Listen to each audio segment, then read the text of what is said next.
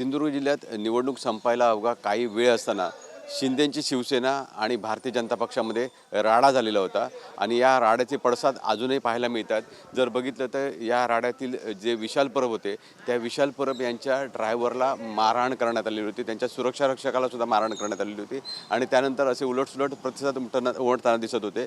जर बघितलं तर संजू परब आहेत जे शिंदे शिवसेनेचे जिल्हाध्यक्ष आहेत, त्यांनी विशाल परब आहेत त्यांच्या अटकेची मागणी केलेली होती। विशाल परब यांना अटक न झाल्यास आपण सर्वपक्षीय मोर्चा पोलीस स्टेशनवर काढू अशा पद्धतीसुद्धा मागणी केलेली होती आणि त्या पार्श्वभूमीवर आज सिंधुदुर्ग जिल्ह्यात रवींद्र चव्हाण यांची पत्रकार परिषद होते। याच जनसंपर्क कार्यालयामध्ये ही पत्रकार परिषद होणार आहे आणि या पत्रकार परिषदेमध्ये नेमकं रवींद्र चव्हाण काय बोलतात हे पाहणं महत्त्वाचं आहे, कारण जर बघितलं तर शिंदेंची शिवसेना आणि भारतीय जनता पक्ष यांच्यातील संघर्ष आहे सिंधुदुर्ग जिल्ह्यात तो वाढलेला आहे। त्या पार्श्वभूमीवर रवींद्र चव्हाण यांची आज पत्रकार परिषद होतात आणि पत्रकार परिषदेमध्ये नेमकं रवींद्र चव्हाण काय बोलणार याकडे सगळ्यांचं लक्ष लागून राहिलेलं असेल।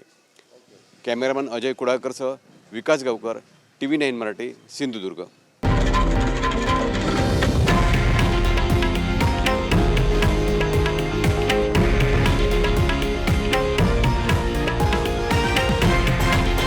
हे आहे देशातील नंबर 1 न्यूज नेटवर्क आणि आपण पाहत आहात TV9 मराठी, एकमेव।